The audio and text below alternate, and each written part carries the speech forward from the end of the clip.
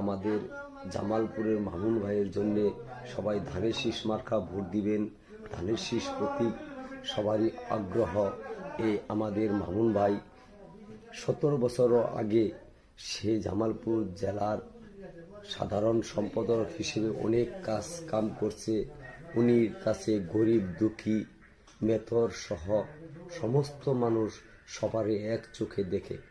এখন মামুন ভাইয়ের আমরা এমপি মন্ত্রী যদি না বানাতে পারি, তাদের আমাদের জামালপুরের লোকের কাছে আমরা সবাই ব্যর্থ।